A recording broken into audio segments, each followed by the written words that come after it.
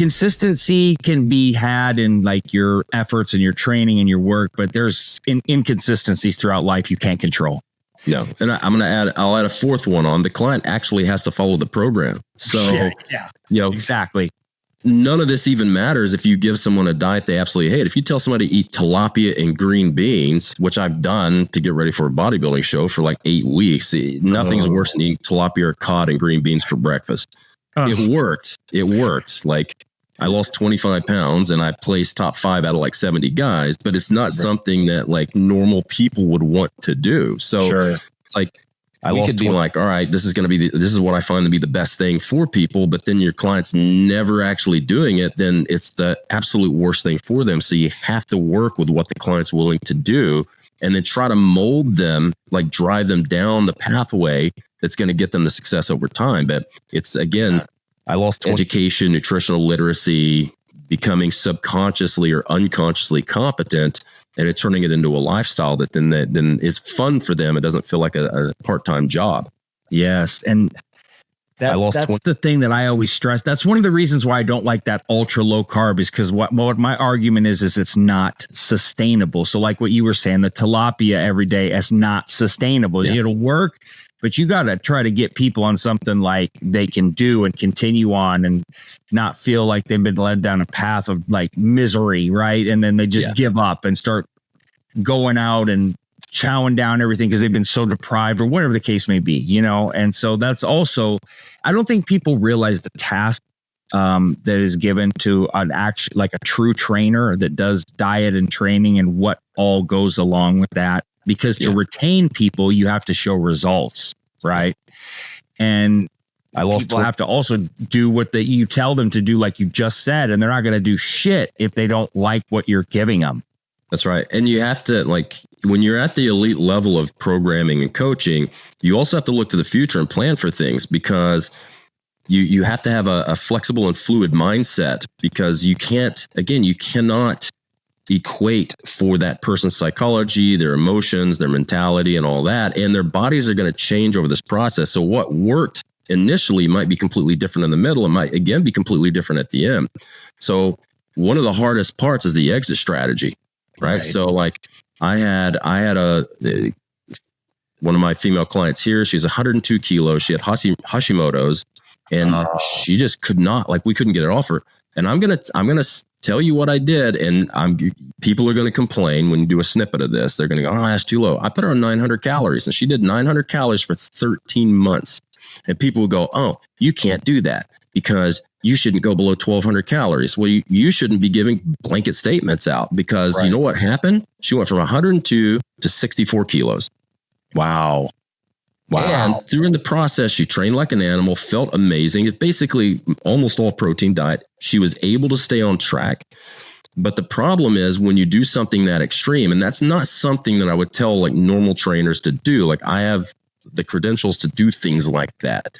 And I had trust. The client trusted me and it was working. And we did a lot of other stuff like, you know, if you don't eat enough fat, I would tell you at least make sure you're getting your essential fatty acids because we can make a lot of fats in the body, but we can't make omega-3s to any great degree. So she was on fish oil, she was on iron to help with her thyroid medication and her Hashimoto's.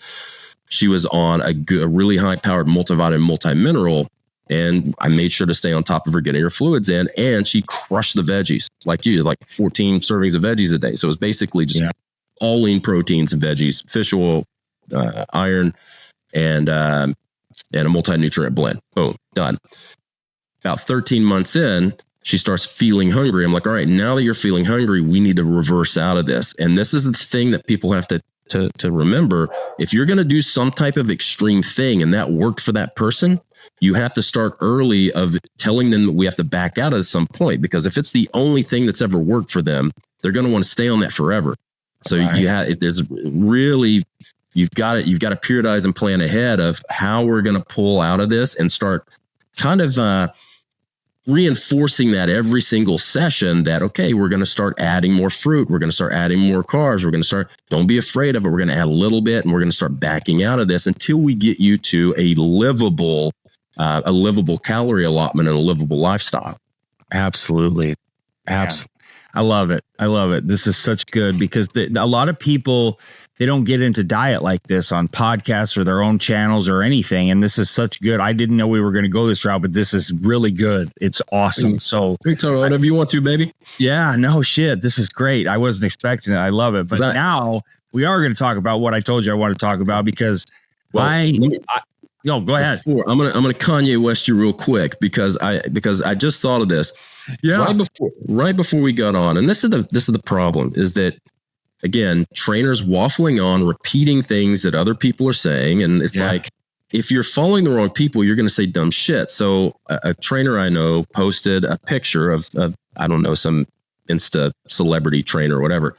And the guy was talking about how like 2,000 calories, people dieting on 2,000 calories. That's not enough calories. Even 9-year-olds eat 2,000 calories. And really? I started a type of response. And there's something my wife taught me when we first met, because I used to get in these massive online fights with people. She goes, you are getting stressed out and getting these battles. You're never going to change their opinion with fact.